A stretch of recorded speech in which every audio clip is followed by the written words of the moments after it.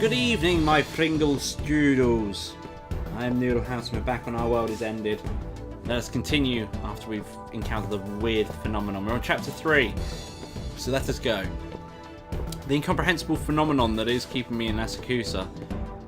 So I just returned to the office. I don't have any energy or willpower to go anywhere else. As I go through the Hisago shopping street, I run into Asano-san and Yuno-san. It's Reiji-kun, did you forget something? Did you get up and go home? Said the base. That's fine, no, we'll go take a shower or visit the bath. I don't want the dev room to reek like your sweat. It's not like Asano-san. Yuno-san, please come down and listen to me. I come closer to them and I make the most serious face I can. I can't leave. I can't leave Asakusa. Whenever I try, I just go back to Asakusa. It happens over and over. A brief silence, then Asano-san makes an exasperated face. Reiji, if you're going to lie to us, make it more realistic. Seriously? I can't leave Asakusa? Yeah, right. She's right, not even I would fall for that. Hey, I'm not lying. No matter how many times I try, I always return to Asakusa. As I do my best to convince them, Yuno-san looks at me with worry in her eyes. Reiji-kun, your head overheated while your experiment today, right? They must have done something to your brain. I should have thrown the shade of ice in your head, sorry. She actually looks apologetic. No, my head's working just fine. You don't need to feel guilty, but I'm serious. I can't get to the station. Cut it out already.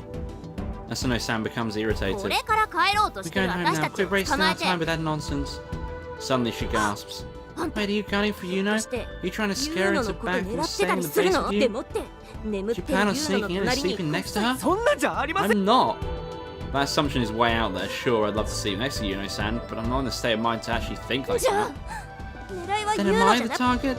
She sounds completely confused. Oh, hold on. This is way too sudden, I don't know how to respond. Asano-san starts panicking. She must be pretty drunk to come up with such a strange conclusion. No, definitely not. Yuno-san is the one thing I don't even think about you. I'm only trying to clear up this weird misunderstanding, but it looks like I picked the wrong words. Yuno-san is one thing, but I don't even care about you. She heavily emphasizes every word, making it clear just how mad she is. You're some guts. I'm sure you're ready for this too. She cracks her fist and punches my shoulder, not holding back at all. Ow, ow, ow. I'm sorry. I just slipped. I'm really sorry. Shortly after my desperate apology, Asano-san stops her relentless attack. Jesus, so rude. I don't think anything of you either, got it? Alright, let's leave this dumbass and go, Yuno. Okay, sis. Yuno-san replies to her sister, then looks at me and whispers, sorry about that, Reiji-kun. She's a bit guilty too. She's actually way more naive than she looks. Yuno. Come in, see you, Reiji-kun. She waves and they both leave. I said it to clear the weird misunderstanding, but yeah, I don't even think about you was really harsh. Now, back to the supernatural loop phenomenon. I don't know the exact address, but I hear they live about 20 minutes away from the base. Based on that, I can assume it's farther away than the Asakusa station, making it likely that they'll experience the same phenomenon. Or maybe... Reiji-kun. Reiji-kun, your head overheated while you were experimenting today, right? That must have done something to your brain. Yuno-san's words come back to me. Maybe she's right. Maybe it's all a delusion. I'm a bit worried about my mental health. I decide to just stay here and wait. If they experience the same thing as me, they'll surely return here. 10 minutes have passed since they left. If they went through the same thing I did, they should be back soon. Time seems to pass so slowly right now. Maybe it really was in my head. As I'm about to despair, I see the two walk over from the side opposite to where they left. Well, what happened? Exactly what you said. We were just walking home for some reason went out in a completely different place. Weird. Looks like they experienced the same phenomenon. What a relief. My brain isn't messed up. There's no way. Why would we be closed off in Asakusa? That doesn't make sense. Yuno, let's go again. No, wait. Asano-san walks ahead at a brisk pace and Yuno-san follows after her. A few minutes later, they come from the opposite side again. Yep, we're back again. One more time. Again? I know exactly how Asano-san feels. I also became agitated and went between the Asakusa station and Kaminarimon Block 1 intersection. I'll just let her try it over and over until she's satisfied. Asano-san and Yuno-san began running laps across Asakusa over and over. The result was always the same. Sis, let's just give up, I'm tired. You wait there. I'm not giving up, this isn't right. Asano-san leaves Yuno-san but keeps trying, but... Again? Not yet.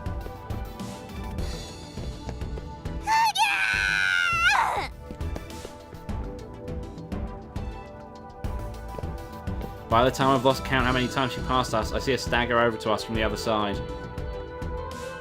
She looks completely drained. What's going on here? This doesn't make sense. Reiji, what did you do? She presses me for an answer. Anyone reasonable would know that someone as simple as me would never be able to do this, but she's panicking too much to think this thing through. Think things through.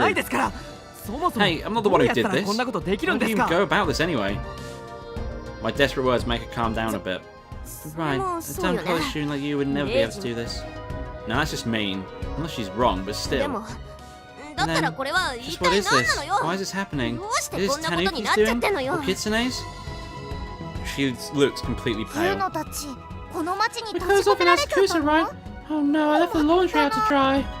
Despite the situation, Yuno-san is as nonchalant as always. In a way, her mentality makes me kind of jealous. Anyway, let's go back to the base to tell the perfect else about this. This concerns them too. With Asano-san in front, we jump into the dev room on the second floor. What's wrong? Did you all forget something? It sounds like you didn't have a care in the world. Oh, did the gods of creativity smile upon you? You were blessed by a surge of ideas while going back, and have you not? Confident in his assumption, Iruka-san nods. Then come to me, my brethren. Let us talk about the world setting to the break of dawn. That's not why we're here, Owari, Iruka, and Asumi. Listen carefully. She pauses for a moment before quickly getting to the point. We can't go back home. Can't go back home. Asumi-san doubtfully knits her eyebrows. Is there a problem waiting for you at home? Did the Hayashi household perhaps become a lair of magic beasts? How tragic. Asumi-san ignores Iruka-san's comments and asks something more reasonable. Are you falling behind on rent? Did you come to borrow some money to pay? It's not like that. You can't go back in if you want to.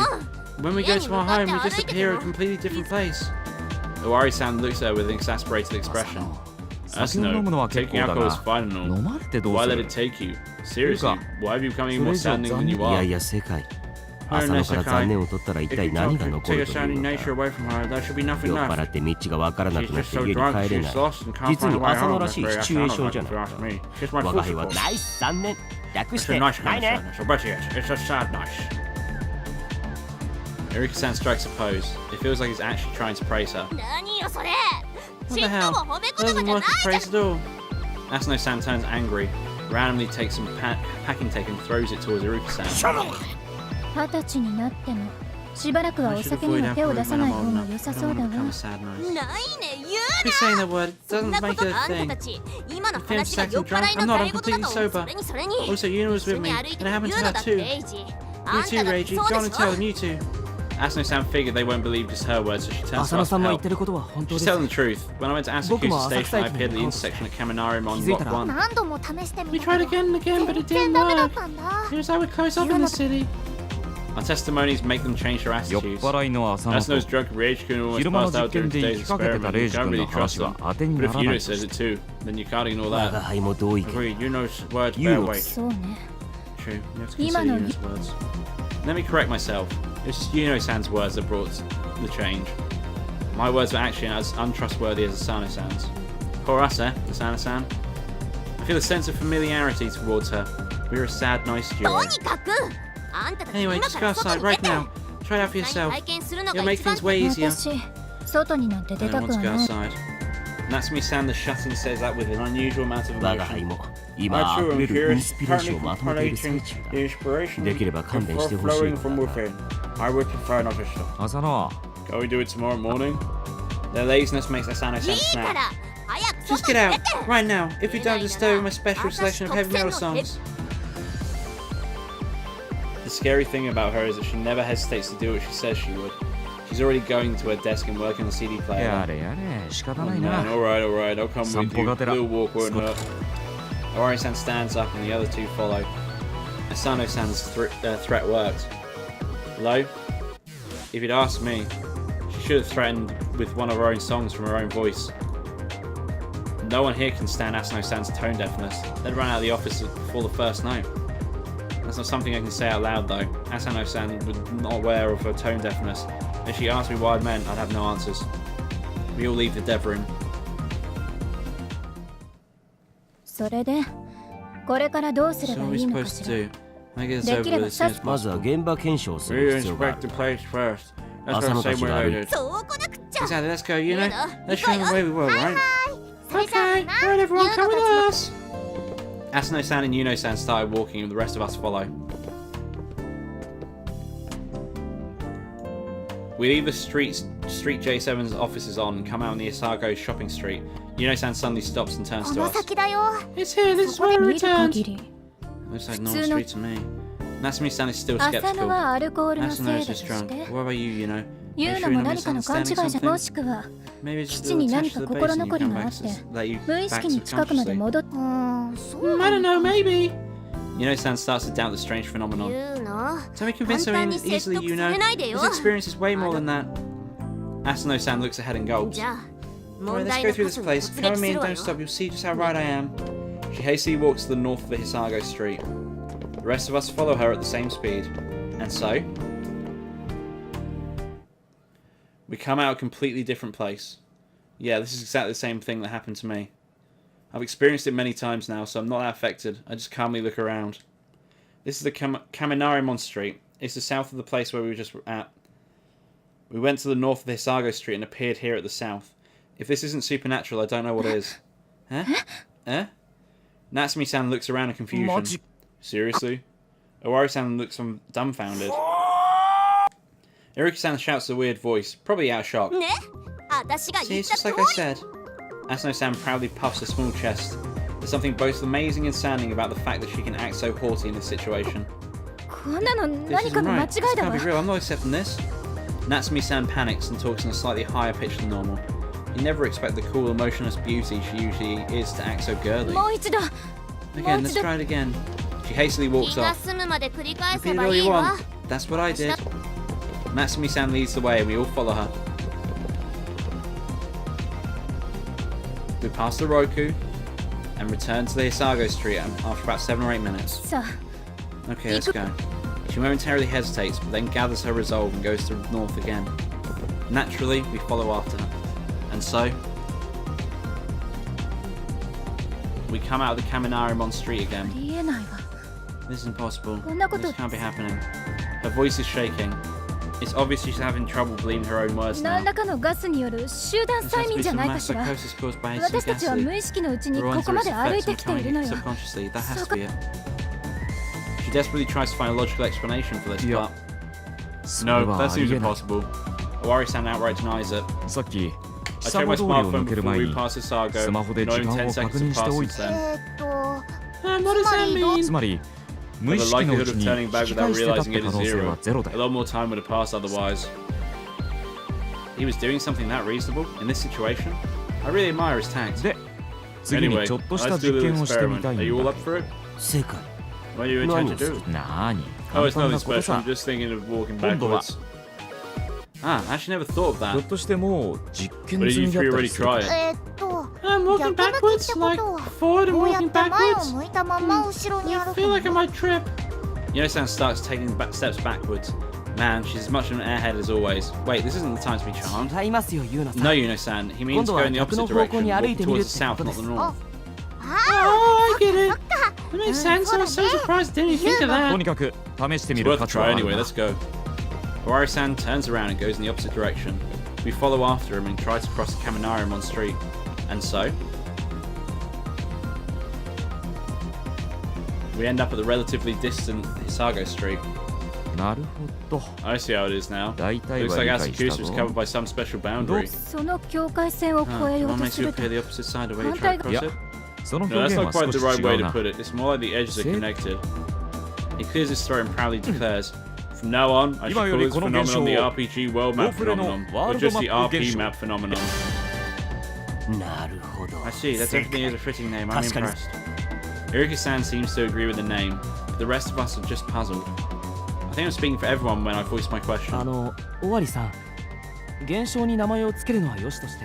Owari-san? I'm not against naming the phenomenon, but why RP map phenomenon? That just sounds strange. It's not strange whatsoever. Owari-san raised his voice. Sakai's right, an old RPG with a magical connects to the east, west, north, and south of Asakusa. Iruka-san turns around and walks forwards. We all follow him after him. Right to the north, carry to the south.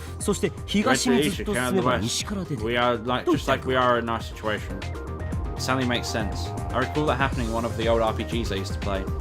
Quite sure it's when I got an airship and became able to move over obstacles. When you look at it that way, RP map phenomenon seems pretty fitting. However, the name we give it has nothing to do with why the phenomenon is actually happening. Owari-san, what's causing this? Owari-san, what's causing this anyway? The members all look at him with serious expressions. Straight-faced, Owari-san answers it as if it's only obvious. How the hell would I know? Now what the hell? He means like it's no big deal. So I thought you'd be able to know the cause too. Asano-san complains. I feel stupid for expecting anything. Even Natsuki-san looks resigned.